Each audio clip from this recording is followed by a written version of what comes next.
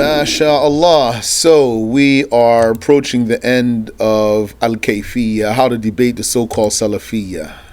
Just taking a look here at our navigation plane. So here we are, the meaning of worship, and we have under there a couple chapters. Then we have the conclusion, and then we have questions for review and testing. So that will be interesting, inshallah ta'ala. See all these questions here? Those are all the questions we already said. They're all right here, logged in the back, with the page number, if you don't know the answer. So, inshallah, we'll do questions and answers when we get to the end. Then, inshallah, you will be so equipped to utterly eradicate a Wahhabi. So, where we are here, Bismillah. The meaning of worship and tawassul. Amongst their strongest fallacies and wickedest of heresies is their corrupted talk about tawassul. Perhaps they misguide more people with this fallacy than with their talk about likening Allah to the creations, because it makes the unsuspecting person very suspicious. They say to the unsuspecting person, "Do you worship the graves? Do you worship the prophets? Do you call upon the dead?" And of course, that blind-sighted Muslim would say, "Never." Here, do you call upon the dead? So what does he think that means? He thinks that means you worship the dead? And that's what the Wahhabi means by it. So that's why it's so potentially confusing. They would say to him, "Beware of those who do shirk throughout the lands, calling upon the prophets and Muslim saints, and rubbing themselves on their graves and asking for their intercession." So it's like a spooky, scary movie. And you're wiggling your fingers. They say more than this, and this is very treacherous poison. It is like the bite of the so-called vampire, quickly turning its victims into practically incurable deviants. Its venom sickening their intellects. The one who learns before encountering this talk of theirs can protect himself, but anyone caught off guard, and thus he lent them a listening ear, he may never return to the truth if he accepts what they say, even if he heard every piece of evidence. In fact, once convinced, he will simply ignore all of the evidence and believe that it is all weak, no matter what hadith you bring him, what you try to explain to him. If it sounds to him like you're trying to justify worshipping the graves, it's wrong, even if their own authorities authenticate the references. Some poor people prefer to deprive themselves and avoid tawassul after hearing the talk of Wahhabis, even if they do not take the Wahhabi creed. So they just got influenced by Wahhabi. Let not this introduction be longer than needed, and let us bring the medicinal potion for their sick poison. Whoever wants to proficiently refute Wahhabis in the topic of tawassul must know that the key to refuting them here is textual evidence, not mental proofs. Quranic verses, hadiths, and traditions from the companions. Yani, understand what's the case? What's tawassul? What does it mean? How do you do it? Okay. Understand the proofs that this is the religion of all the prophets. Tawassul is not special to the nation of Muhammad sallallahu alaihi wasallam. It is an element of the religion. So then, you know the proofs for it? And the different hadiths, the different stories, yani, and the athar from the Sahaba and the Tabi'un, And that's how you deal with them. You must understand and memorize the documentary proofs. An essential mistake of the Wahhabi in this topic is rejection of confirmed religious passages for his opinion. But what may make you ineffective in the debate is an over-reliance on trying to make sense. Yani, don't tackle this issue like about the attributes of Allah, as if you are arguing about the attributes with rational proofs and few textual proofs. If you needed to talk about the attributes, you could manage to say lots of arguments for that, mental proofs. And maybe you know some ayahs here or there, or one or two. But this issue needs for good, strong refutation. Not just you're comfortable where you are. To refute a Wahhabi, you need to have the proofs, the textual proofs here. Yes, you must always make sense. But the approach here is in fact quite contrary to the approach to the attributes. In the case of the attributes, he does not believe in what makes sense, the Wahhabi. He does not believe in what makes sense when it comes to the attributes because of the literal texts. He said, this is what the ayah says, this is what the hadith says, then spare me your intellect. And he'll take it literally. When you explain rationally and clearly, he can understand that you're making sense, but he thinks he should reject that sense because of the literal text. And he will tell you, you're using your mind. And he might say, this is philosophy. Or he might say, you're a Mu'tazili. However, in the case of tawassul, he thinks tawassul does not make sense because he thinks it is literally idolatry. So you will have a difficult time convincing him by some sensible examples. Say, for example, if I lock my door, does that mean I worship someone other than Allah? Yeah, and in his mind, really, what he's saying, that's what he's saying. But he's not going to be convinced there. If I take medicine because I was sick, that means I committed shirk.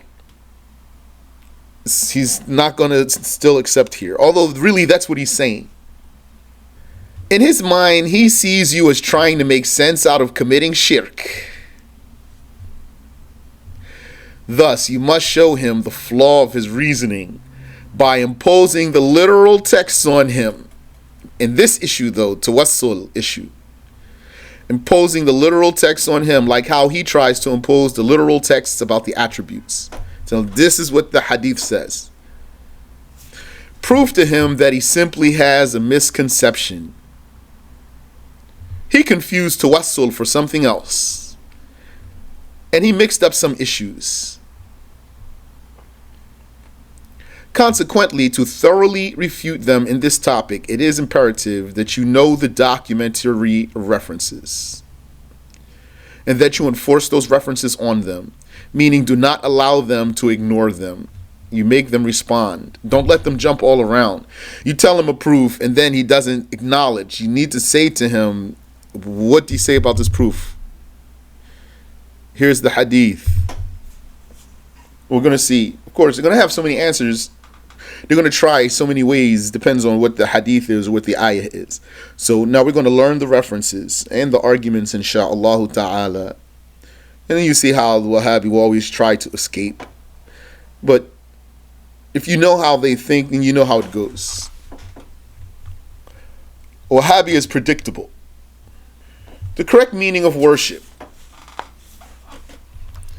The first thing one must do to protect himself and others, himself first and then others, is understand the meaning of ibadah. Because they accuse the Muslims of worshipping other than Allah when they never did so. Understand the difference between what worship is and what it is not. That this is worship, but this is not. That's what the Wahhabi doesn't do. The Wahhabi says, this is worship, and it wouldn't be worship. Then he'll accuse you of shirk. For instance, one may walk, and depending on his intention, his walking may be worship, or may not be. In a hadith that we will revisit, bi'ithnillah, the Prophet ﷺ taught us to say when walking to the masjid, وَأَسْأَلُكَ بِحَقِّ مَمْشَايَ هَذَا, and I ask you, Allah, by the right of this walking of mine, فَإِنِّي لَمْ أَخْرُجْ أَشَرًا وَلَا بَطَرًا, for I have not gone out haughty nor conceited, وَلَا رِيَاءً وَلَا سُمْعَةً, nor to be seen nor seeking a reputation. خَرَجْتُ اتِّقَاءَ سُخْطِكَ, as if I have memorized it another way. سَخَطِكَ وَابْتِغَاءَ مَرُضَاتِكَ, I have gone out fearing your punishment and seeking your acceptance. So, what's the proof here? The one we want to focus on here. There's a few proofs here, but just all we want to see right now is this walking is worship, but doesn't have to be. Walking doesn't have to be worship. One's eating might be worship or might not be. The Prophet ﷺ taught the one who forgot to eat in the name of Allah to say, Bismillahi awwalahu wa akhirah, in the name of Allah, at its beginning and at its end. One's fighting might be worship or it might not be. A man said to the Prophet ﷺ, one may fight out of anger or to protect himself. So what is fighting for the sake of Allah? The Prophet ﷺ said, من قاتل لتكون كلمة الله هي العليا فهو في سبيل الله عز وجل. Whoever fights so that the word of Allah will be dominant has fought for the sake of Allah. Even prostrating to someone might be worshiping that one, or it might not be. So you have to understand the difference between the appearance of the act and what's behind it. For this reason, when we prostrate to Allah, we are worshiping Him, and when the angels prostrated to Adam, they were not worshiping him. And when Mu'adh ibn Jabal prostrated to the Prophet ﷺ, he was not worshipping him. Had he been worshipping the Prophet ﷺ by prostrating to him, the Prophet would have deemed him a mushrik ﷺ, and would not have merely said to him, La taf'al, do not do that. This is narrated by Ibn Hibban, Ibn Majah, and others. So if you called on someone, he's not in your presence, or maybe he is in your presence, or maybe he's alive, or maybe he's not alive, but you called out to him, doesn't mean you worshipped him. Question: what if he says that it is forbidden to prostrate to a man in the law of Muhammad sallallahu alaihi wasallam? That is beside the point. The answer for that's beside the point. Always beware of a Wahhabi reaching for something beside the point. If you follow him there, he says, well, you're not supposed to, you can't prostrate to anyone in the nation of Muhammad. And then you follow him here, he's going to take you off of what you were trying to do. You tell him that's not even the issue. If you let him distract you, you will not progress with him. The point is, the great companion prostrated to the Prophet sallallahu alaihi wasallam, and the Prophet did not accuse him of shirk alayhi salatu wassalam. How is calling the Prophet worshiping him while prostrating is not? How would calling the Prophet sallallahu alaihi wasallam be worshiping him if prostrating to him is not worshiping him? Why is seeking refuge with Allah worshipping Allah, and seeking refuge with the Messenger of Allah is not worshipping him alayhi salatu wassalam? But to a Wahhabi it is, though. If you sought refuge with the Messenger of Allah, then you worshipped him, according to a Wahhabi. Imam Ahmad narrated in his Musnad with a Hasan chain of narration, as said by Hafiz ibn Hajar, that Al-Harith ibn Hassan al-Bakri, said in the presence of the Prophet sallallahu alayhi wasallam, أعوذ بالله ورسوله أن أكون كوافد عاد. I seek refuge with Allah and His Messenger from being like the delegate of the tribe of Ad. The Prophet sallallahu alayhi wasallam did not object to him for seeking refuge with the Messenger. Had what he done been shirk, the Prophet sallallahu alayhi wasallam would have clarified that. He wouldn't have left him like that. So now you have an idea about what it means to worship. How we know the Wahhabis are misguided in this issue is that they would consider the one who seeks refuge with Allah and His Messenger as a mushrik. If you heard someone say, I seek refuge with Allah and His Messenger, that Wahhabi will have a heart attack. The Prophet didn't though, alayhi salatu wassalam, and the Imams who narrated the story didn't. Even after knowing of the strong hadith in this issue, the Wahhabi will still be offended by it. Put that hadith right there in his face, and then you say, A'udhu billahi wa rasulihi. His heart will ball up like a raisin, shrivel up like a raisin. If you were to tell him the hadith before he ever knew about it, he would assume that it is weak or fabricated. Yani, if he had no prior knowledge about this hadith that we're referring to, and so his encountering it with you was the first time, he would think that you just brought him a weak hadith or a fabricated hadith, and he wouldn't even think twice about that. There's no way that that could be a real hadith to a Wahhabi. For a Wahhabi, that's a clear, explicit shirk, and he would find such a doing very ugly and despicable. In fact, to him, it is obvious and clear shirk, although Imam Ahmad narrated it and did not comment on it.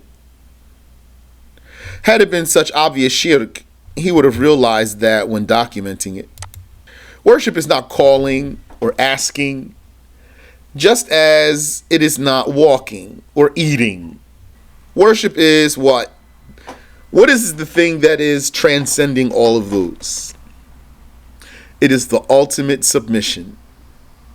It is the extent of humility and the maximum humbleness and fear for another. That's what worship is. So any deed you have that has that, then that's going to be worship, directed towards whomever you worship. This is what the Wahhabis missed. Take some quotes of the Sunni linguists for the true definition of ibadah, worship. I had an interesting back and forth with a Wahhabi here in this issue. The definition of ibadah.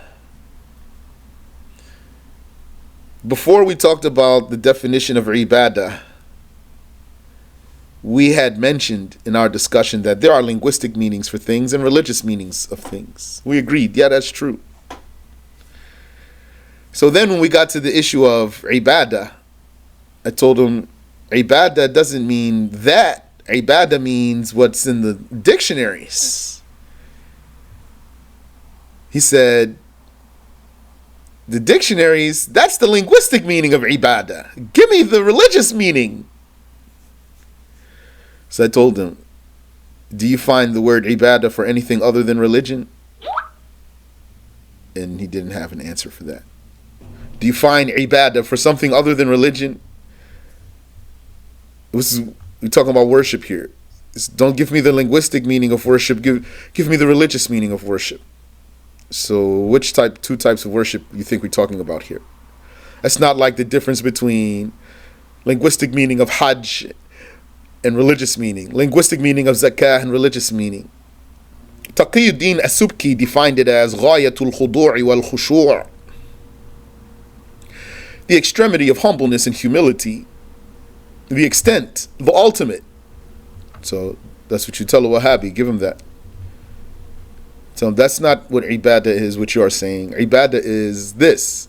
Ghayatul khudu'i wal khushu', the extremity, the ultimate humbleness and humility.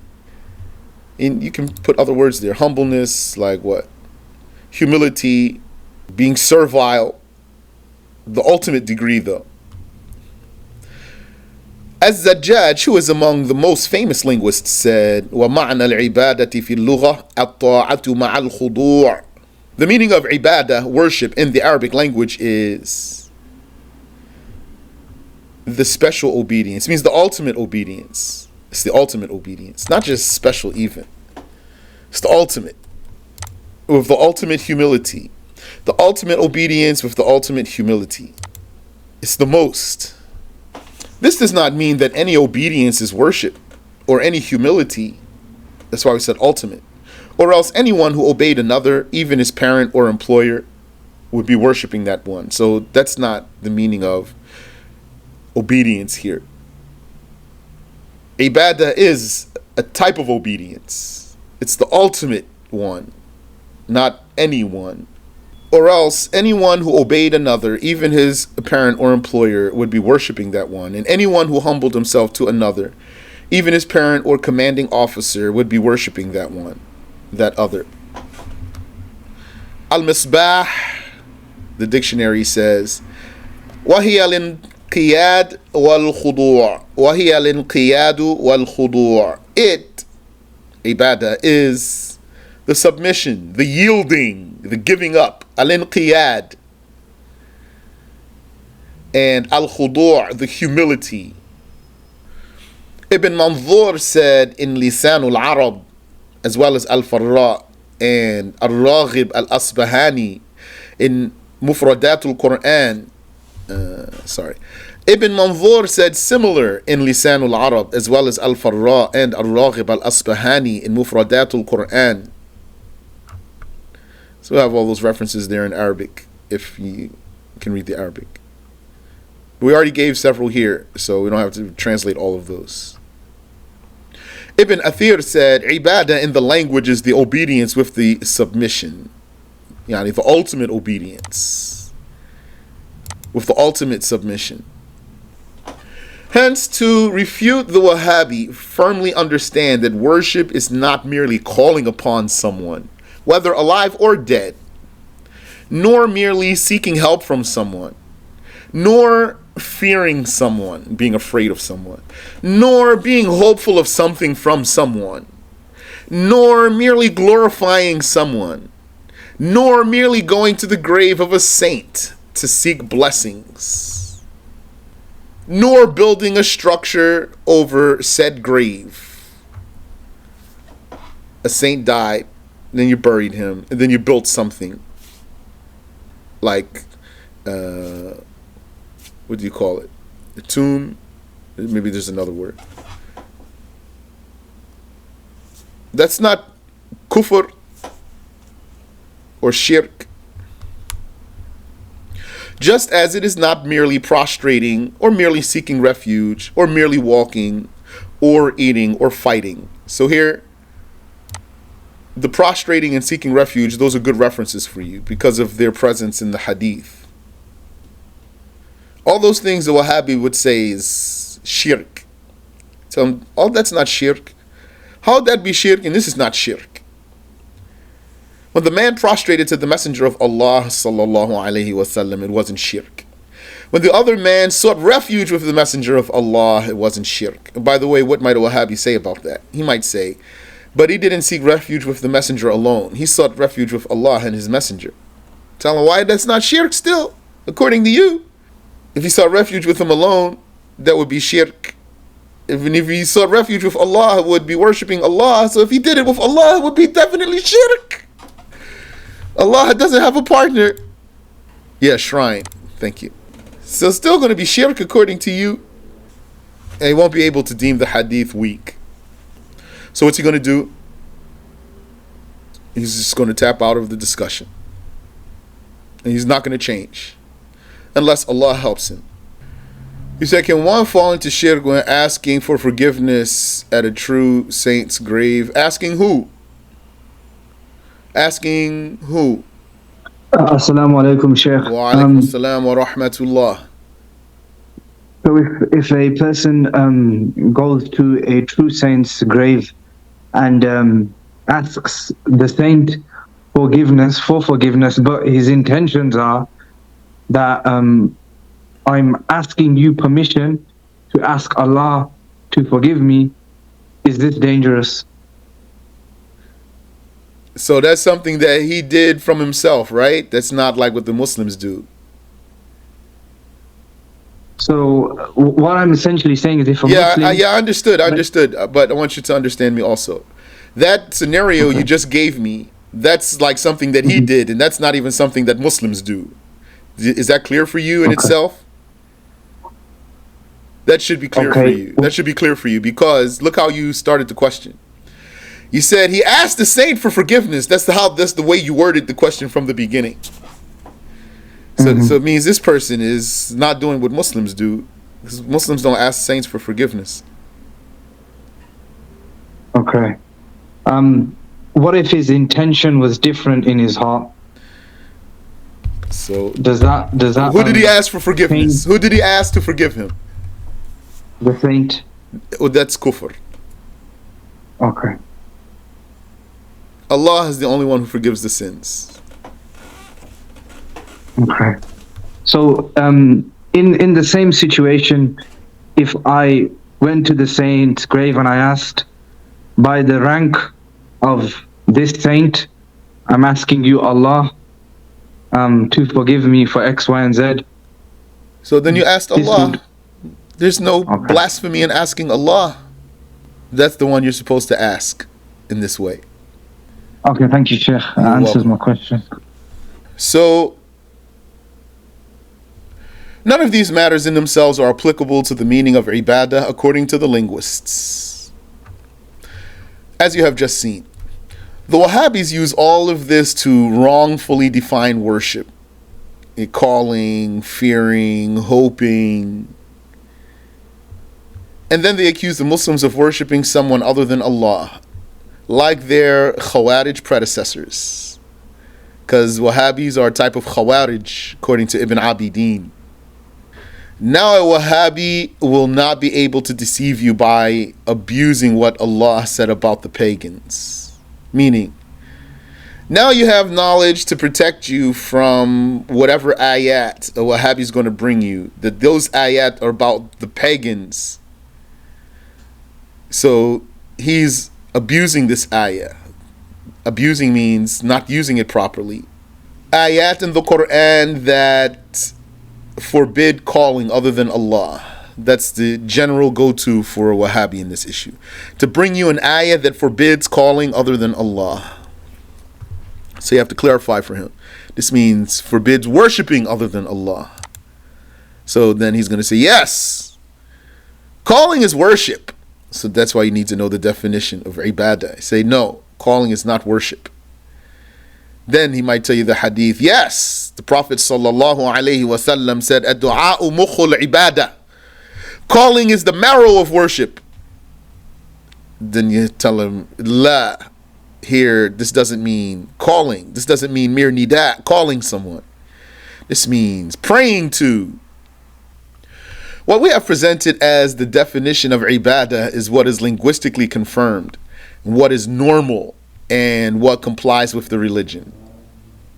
Take, for example, a person who goes to his parents' grave and falls to his knees crying, "Oh, Father."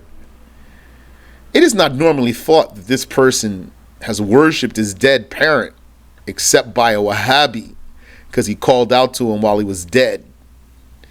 To him, calling a dead person is worship of the dead. According to him, whoever says, "Oh, Prophet Muhammad has committed shirk for calling upon someone who has died," although that very act came in the tashahhud for the prayer. Assalamu alayka ayyuhan nabi. Peace be upon you, O Prophet. We say that in our prayer. Therefore, according to the Wahhabiyah, the four Imams are all mushriks for confirming this as part of the prayer after the Prophet's death, alayhi salatu wassalam. And they have their own tashahhud. They pervert the tashahhud. And if they say it the way it really came, then they did what they call shirk. Also, the companions who passed this statement on to the people after them, like Ibn Abbas and Ibn Mas'ud, should be mushriks according to the Wahhabis, because they continue to pass this on. That's the source of these tashahhuds. Assalamu alayka ayyuhan nabi. Those Sahaba and Tabi'un, what do they think? That there's just one statement, Assalamu alayka ayyuhan nabi, somehow slipped through the cracks and someone thought it's an authentic hadith and it's not. La. That piece of the tashahud there, that should make a Wahhabi retract his Wahhabism, but it doesn't. Not only is this calling on the Prophet alayhi salatu wasalam after his death, but it is part of the daily prayer. Despite that, the companions and the Imams did not say it is forbidden, let alone shirk. It's obligatory, according to who said that the tashahud is obligatory. So that's the meaning of worship. Let's stop there. And we can start this next heading from the top next time, bi'iznillahi ta'ala, tawassul. You have a question I can answer for you? Yes, Sheikh, I have a question. Yes. It's in regards to a conversation I had with a person that follows Muhammad ibn Abdul Wahhab. So, in front of me, they committed kufr by saying to me that God has a shin. So, in order for me to protect myself and fulfill the obligations, I said to him, "You've committed kufr." However, what I'm not sure about, what I didn't do was I didn't say to him, "You now need to recite the shahada," because I assumed that by saying to him, "You've committed kufr," he should know that he needs to recite the shahada. So have I put myself in a position of... No, there's nothing to be worried about there. What you said is correct. If somebody committed kufr, what are you supposed to do then? It means take your shahada. That's saying to him, you committed kufr is like saying to him, take your shahada. Okay, so and he refused because he said what you understand as shin is not what I understand as shin. And I ended the conversation. Okay. All right, so the conversation ended, but so if you wanted to keep going, then you'd say, so what does it mean then? So if he says, Allah knows what it means, tell him, you don't know? Because tell me I don't know if you don't know. If you know, tell me. If you don't know, say I don't know. So if he says, I don't know, tell him, then why did you translate it in the first place? You found that in the Quran? You're translating words without knowing what they mean? The problem is, Sheikh, they don't accept that wheel. They and you already know this. They take the literal meaning, and he said to me. Yeah, well, he's contradicting himself. Let me cut you off really quick. Yeah. Still though, I know he's gonna take the literal meaning, but you can't let him get away from from his contradiction.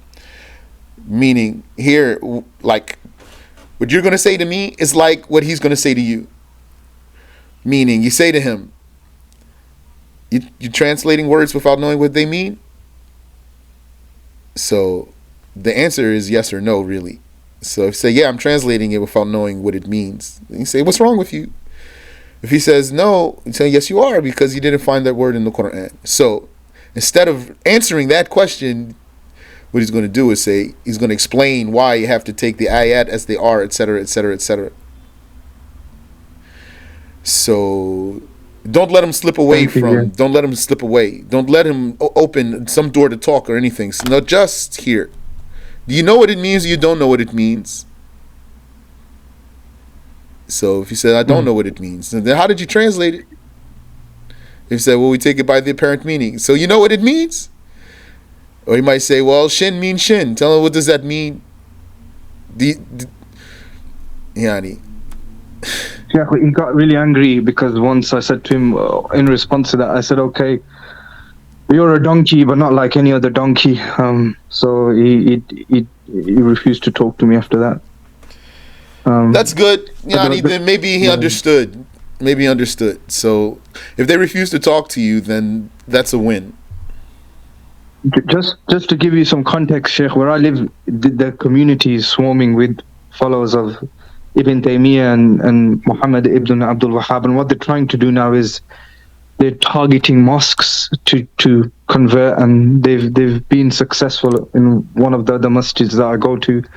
And what I'm finding is that the main challenge is what they say to me is they are try to avoid a debate, and they say to me, if you don't have any references directly from the Sahaba, then we don't accept any of the references from especially Abu Hanifa. So this is the games that they play. Yes. Yeah, that's the games they play. So if you want to smash them, you have your references handy. Thank you. You're welcome. طيب سبحانك اللهم وبحمدك. Yeah, thank you. Yes. I wanted to ask, because he mentions about building on top of graves. What's the correct judgment about building on top of graves? If it's in a public cemetery, it's haram. If it's not public cemetery, it's not haram. It's haram in public cemetery because it inconveniences the Muslims. Not because it's a building. It's not because it's a building that is. It's not shirk. That's not what made it haram. Because inconveniences being able to use the ground. But if it's like your own area, your own land or something, you passed away and your sons made some place for you, your grave, nobody goes there. That's their own land. It's not haram. And in the public cemetery, are you allowed to build anything, or? I don't know anything that you're allowed to build on there. For the grave, over the grave. I don't know anything that you can build over the grave there. Because sometimes you need to use the grave again after the first body decays. So if you build something there, then it's hard to use that again. Okay. Thank you. You're welcome. Do you know what you found in Al-Baqi' by the Ottomans? Then that they shouldn't have done that, or? I don't know what they did.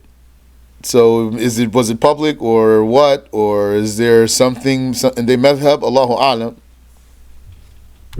Okay. Okay, the Muslims. No. Thank you. You're welcome. Sheikh, I have one more question. Okay.